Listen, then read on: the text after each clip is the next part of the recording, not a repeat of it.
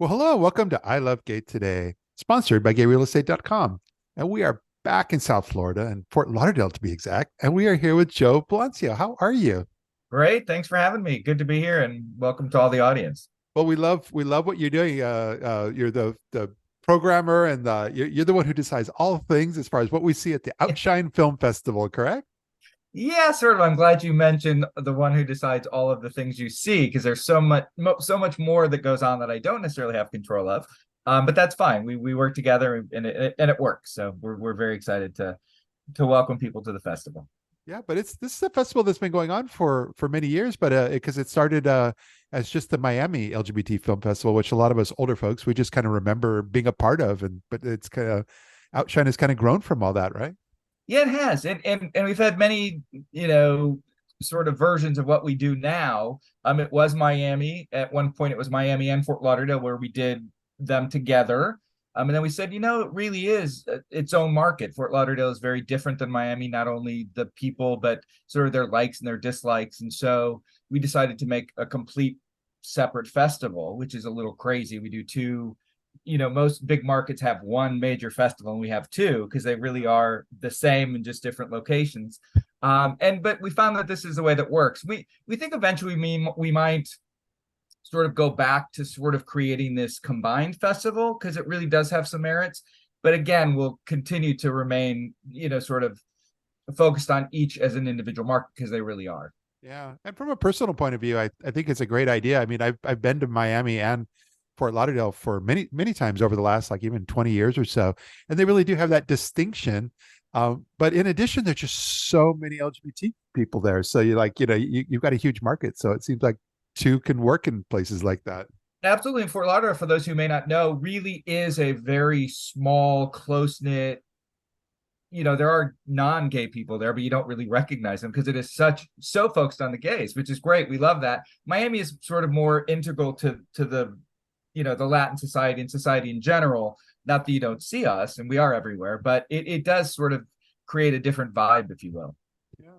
Well, it's only a week away. We are a National Coming Out Day today, and so, but October 19th, and I believe you're opening with Mattachine Family, which I've actually seen some of those folks up on stage talking about their film. They're really, it seems like a good match because they're really out there promoting as well.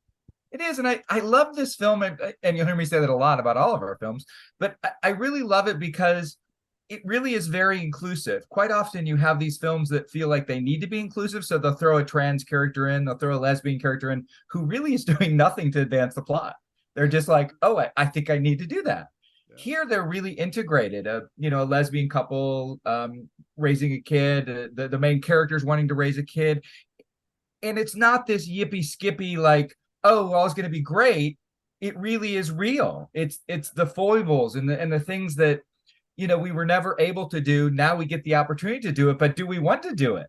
Yeah, And in this yeah. case, one of the partners is gung ho and the other's not so sure. And it really does affect their relationship and the way they interact with each other and all of their friends. And it's beautiful. And it is one of those I laughed, I cried, I wrote the book.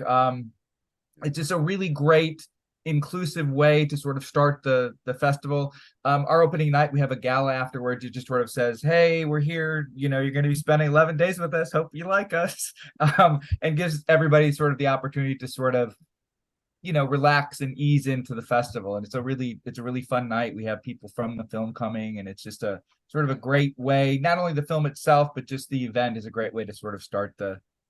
the process of the festival. No, I love that. And then I think another film that because I looked at the list and some I recognized, some I didn't, but the ones I always recognize the most are those that are very good at promoting themselves like year round. And the second one is Chasing Amy. They are really good at getting the word out. They are, and it's a great film. It's been getting great reviews everywhere it's gone, and the Sav Rogers and the crew are fantastic. And it's good you said that, because quite often we have these films that you don't have a trailer. It's very hard to sort of talk about, Yeah. so it's hard for us to sort of get people to understand what they're going to see. And this is one, as you said, that really is very good at self-promoting, but it's a very good film. It's not only a film about, it's about how the trans character learns about himself and learns about society through the seminal Chasing Amy with Lauren Adams many years ago, before you ever saw bisexual, lesbian, trans, gay characters on screen. So it's interesting because it is very cinema, Yeah. because it is about the film, but it's also about how the film impacted the director's life and coming out and being ultimately who they were. So Yeah, no, I've enjoyed all these stories, but in addition to, but I mean, I think it's amazing. Like I said, you've been such a part of the community for so long, but you guys are doing things even outside of the world of film there over the next couple of weeks, right? yeah, we try and do as much as we can to sort of foster this discussion. Like if topics are raised on the screen, we used to do them a bit more formally. We found that it almost worked better to do them informally, like to have these, meeting places where people can talk about what they saw. Especially some of the films, our closing night film, which is brilliant, All of Us Strangers, which is actually a big film that you'll hear more about because it's going to open in theaters December. Yeah. But a film like that it's so difficult to process what you saw that you need to talk to other people. You need to talk to other similar like-minded people. We always say that many of these films you can actually see at the theater, but it's different talking to somebody who may get the nuances that a straight audience may not. And so this again, we love to provide, and then we love to, like, often we'll start a conversation and just sort of step back and listen to the way the conversation flows. And that's the great thing about film. We have some films that I'll say will sort of like hit you over the head with their meaning. It's like, nobody could not understand what's going on here. Where others are much more subtle. We have a trans film called Oscar's Dress from Germany that's about a little 9-year-old who is wanting to transition and what that means, and can you at 9 know what that means.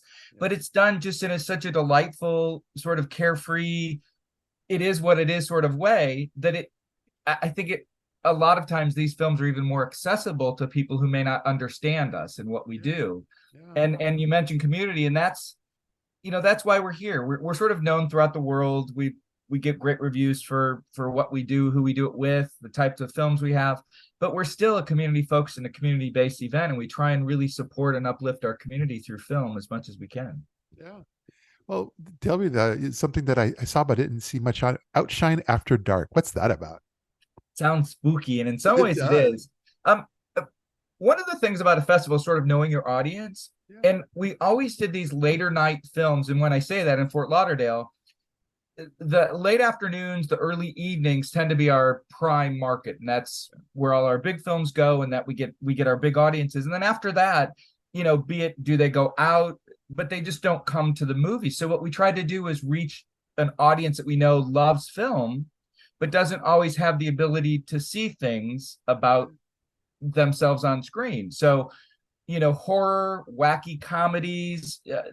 This After Dark program is done with Popcorn Fright Nights, which is a local organization that does these kind of films year round. So it was a natural fit for us. Yeah. But 3 of them we'll call horror. It doesn't mean there's buckets of blood horror. Some are more psychological, like that evil monster is actually homosexuality. They're really, really well done, well structured, great films that happen to have gay characters, gay storylines. And then the last one of the others is very erotic, very sexually charged, very, really, and not necessarily graphic, although there are some graphics to it, but it's so powerful through its sexuality that it sort of fit this late night slot. And then a crazy talk about what people will want to talk about. The Fantastic Golem Affairs is just this crazy, wacky, I'm not even sure I know what it's about, Yeah. but in the end, it will certainly engage these conversations. And so we're very excited. Rarely you have one, and here we happen to have 5 films that sort of fit this After Dark. So we're very excited to sort of present these films, and not only to that particular audience, but we hope some other people who may just take a chance on something that they wouldn't necessarily go to, and they're like, we'll go see what it's all about.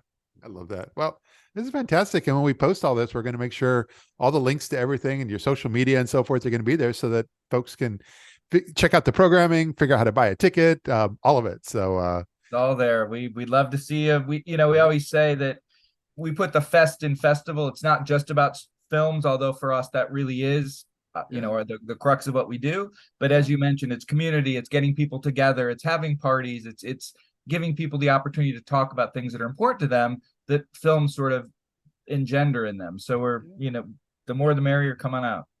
Well, thanks so much for taking some of your time to share the story of Outshine with us here. Thanks, Matt. Appreciate it.